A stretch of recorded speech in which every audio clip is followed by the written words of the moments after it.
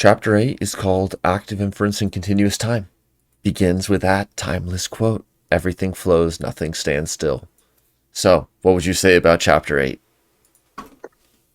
All right, so this chapter probably is my most favorite chapter in the book because of my own personal interest in, I don't know, process materials and so on. But yeah, so chapter 7 acts as a really good starting point for anyone who wants to develop the discrete time situations, to model discrete time situations within active inference framework. But in chapter 8, we kind of get to uh, model a bit more interesting, or let's say more involving situations, and they're not necessarily uh, kind of toy examples we saw at least at the beginning of chapter 7.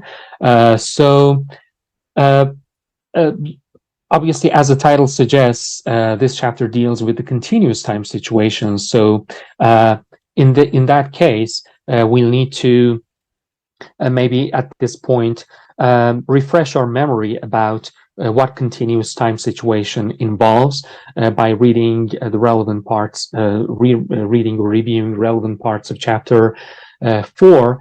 So yeah, in chapter 4, we saw that the generative model for continuous time situation derives from the stochastic calculus in terms of um, putting the whole process into two elements, two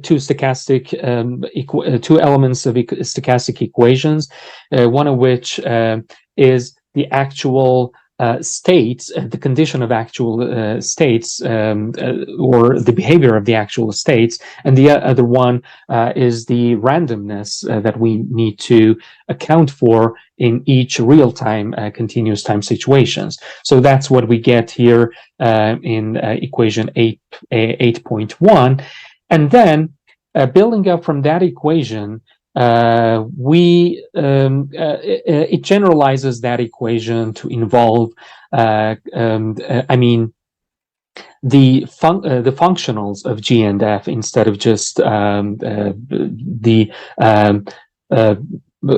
the single valued functions of G and F. So then we get to put that into the situation that can be used for describing the behavior of dynamical systems, which is a very well-known situation to use these kinds of stochastic equations, and it's widely studied how those kinds of dynamics can be characterized, especially in recent Bayesian mechanics paper by Dalton, Saktivadivell, and others. And then it gets to some more specific examples, such as Lotka-Volterra dynamics and synchronicity, and so on, in order to show how these kinds of dynamics can be uh, elaborated upon and can be generalized to and enables them to characterize more complex situations. So yeah, that's a really short and brief overview of the whole chapter. Maybe we can talk about a bit more details as we go through it. Great, well said. Well, I'm sure for another day, the philosophical implications of 8, 7, and 8, and high road and low road, and all these other parts of the textbook, great topics. I agree. I would see Chapter 8 as demonstrating continuity with some classical continuous time modeling motifs from a few different areas of dynamical systems science, which is applied in like many fields, but these are some classic examples. So figure 8.1 goes a little bit more into depth or at least into more formalism detail, about exactly what we saw in chapter 5 with the spinal reflex arc, with the proprioceptive data coming in, and then a differential being calculated with the set point, which reflects a descending prediction from a decision-making layer. And that can be viewed as this kind of mechanics that plays out in a phase space, in continuous time, like a spring moving around with someone making a certain path within a tractor and a spring being dragged around, something in that area. Box 8.1 goes into a very fascinating topic. Do you want to describe it?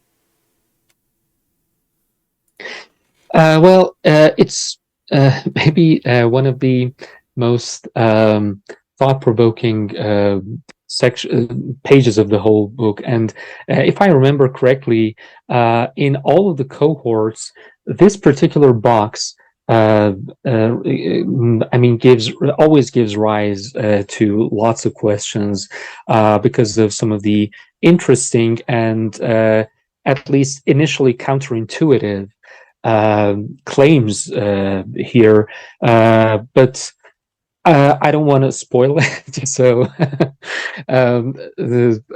but as a kind of spoiler alert, it kind of gets to a really interesting, but alas, very brief discussion about the comparing these terms precision, attention, and sensory attenuation, and the relation and similarities and difference between these three terms, and how understanding each of them is essential to understanding the other ones.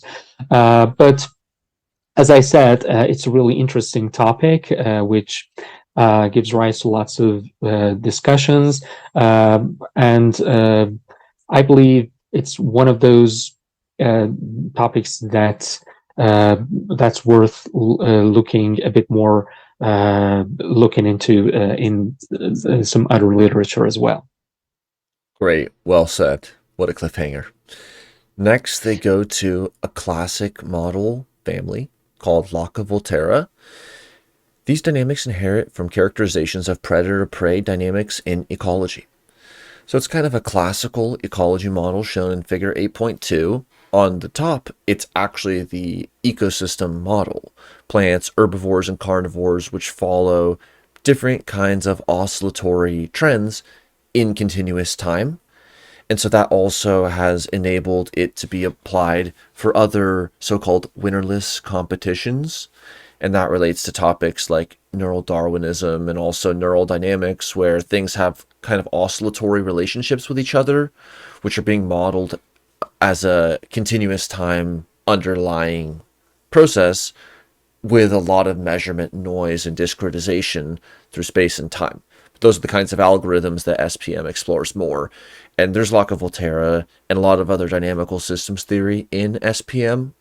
So active inference kind of adds action and more to what was laid out from a pure dynamical systems theory in SPM. Here, it really is just showing the ecology example and how you can project. If you have three different species, you can think about that motion in a cube or tetrahedron, and then you could project onto kind of like looking at a lower dimensional manifold relating just two of the three species. And that evinces this kind of oscillatory but also moving behavior. That gets connected in figure 8.3 to neurobiology. What would you say about this? Okay, so here in figure 8.3, we see some applications of Locke-Volterra dynamics. So the left column here represents what happens in eye blink conditioning.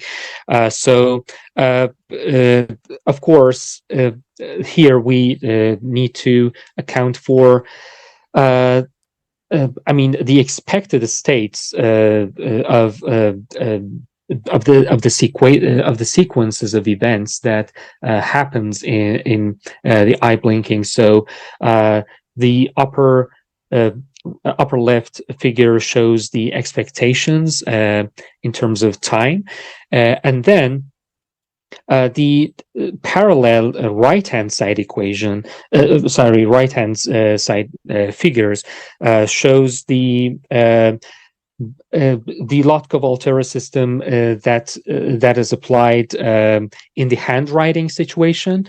So as we can see, although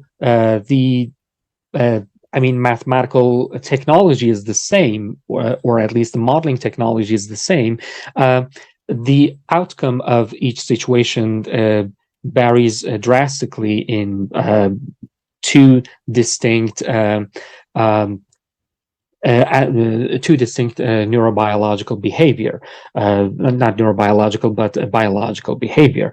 We can see how the same modeling framework can give rise to different outcomes based on what parameters needs to be optimized, what parameters are selected for the modeling, and so on. So I believe it's a quite interesting example to compare handwriting and the blinking together, and how those can be compared to each other using the Lotka-Volterra dynamics. Great, thank you. Box 8.2 gives a variant on the learning, here presented with the formalism for continuous models, kind of a technical aside. Section 8.4 is about generalized synchrony. So figure 8.4 is going to visualize one of the classic dynamical systems, which is the Lorentz attractor. So what would you say about this figure? Okay, so this section is truly interesting because when one thinks of active inference, probably the first situations that comes to mind is the situations in which we have quite well-defined probability distributions for different parameters.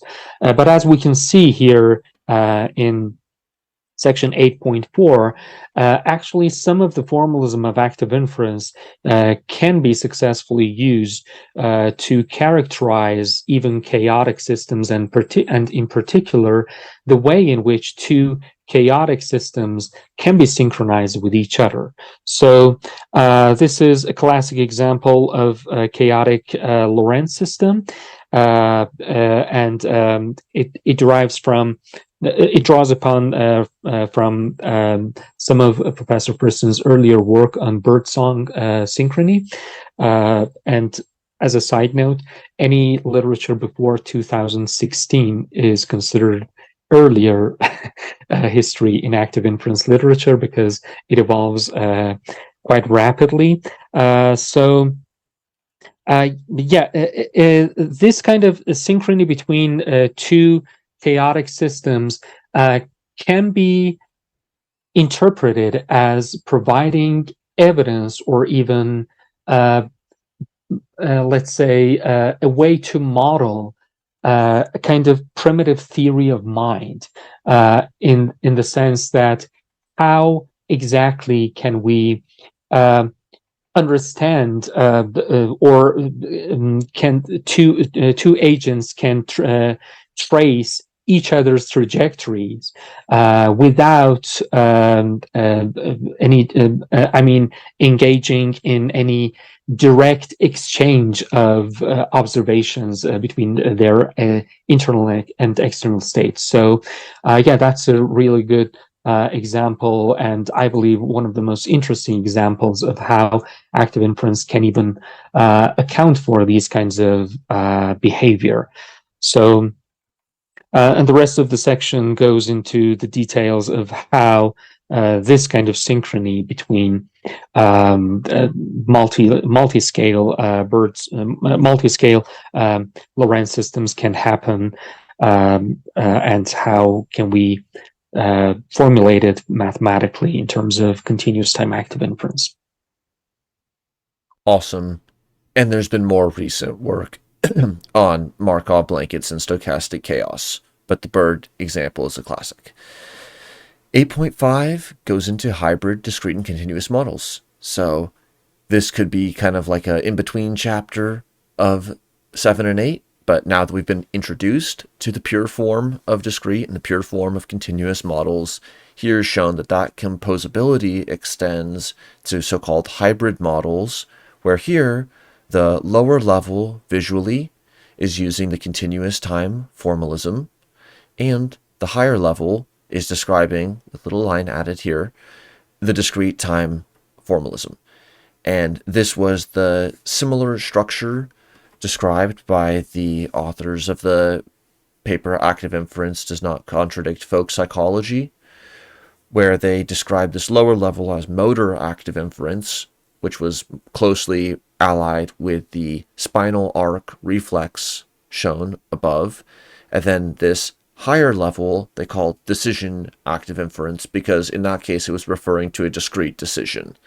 And so they used that kind of basic motif of continuous activity or continuous time modeling at the more peripheral aspects of a cognitive entity, and like Ali said, more discretization and hybridization as well at higher levels of the cognitive modeling.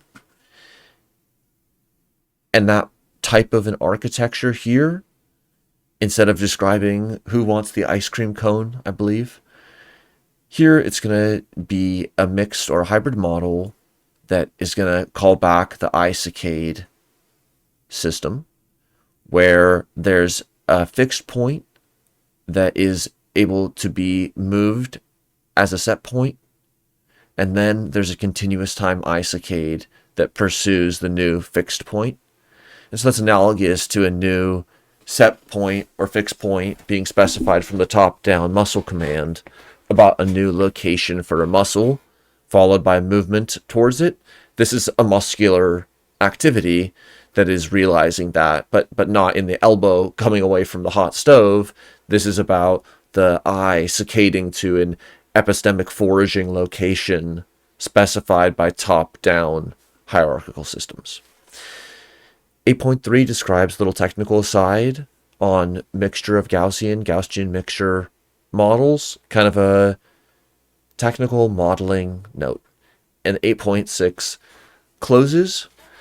It says it's a huge topic and much has been left out, and so they list in table 8.1 key advances in continuous time models, and those areas are synthetic birdsong, ocular motor delays, conditioned reflexes, smooth pursuit eye movements, psychosis, illusions, saccades, action, observation, attention, hybrid models, and self-organization. And that's chapter 8. What else would you say? And also, what would you kind of lead someone to in the philosophical implications of 8? Because it sounds kind of cool. Okay, so the case of continuous time active inference, I think it leads to really interesting questions, both in terms of philosophical questions and also a more practical modeling questions about what parameters needs to be accounted for and so on. And as I said, I believe it's a more interesting way of, if not interesting, but at least more involved way of doing active inference modeling. But one thing that one of the philosophical questions that Mao and I have explored in our paper is how the processes ontological processes can philosophically described using FEP assertions in terms of their interaction with the environment in which they co-constitute themselves, and we don't necessarily distinguish between the internal and the external state. So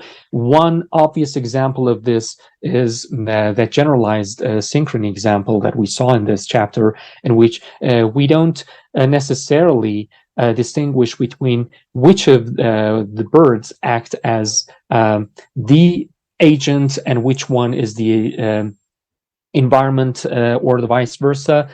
So these kind of co-constitution of the environment and the agent, which gives rise to the partitioning of state space through a Markov blanket, is one of the interesting philosophical points that I think needs to be elaborated a bit more using some of the recent advances in philosophy, such as the tools that's been developed in new materialism school or some other philosophical approaches. But yeah, these kinds of what exactly gives rise to emergence, what is the ontological status of emergent properties, and so on, are some of the burning questions for many philosophers today. And I believe active inference, and particularly continuous time active inference, provides a clear, precise mathematical formalism, even if not to answer these questions, but at least to explore it in a more rigorous and practical way. And also practical and tractable way. So this is the area that I believe philosophy and science are beautifully intertwined into a coherent view of not only the phenomena of interest, but even about the whole world. Wow. Wow. Pretty cool. Yeah, a lot to say about that topic. After completing chapter 7 and 8, you've seen the kind of two major branches or two major motifs of just one kind of modeling. But these kind of models have so many different forms that's why it's such a hands-on process to specify the generative model in chapter 6 and fit it with data in chapter 9. Those are all what's required, and that's kind of the last mile of where these discussions about general motifs gets you. But also playing with these pedagogical models can be really helpful because it will help you understand the basic patterns and relationships and start to see different patterns in the graphical models and know from there what levels of technical processes can be kind of coarse-grained over.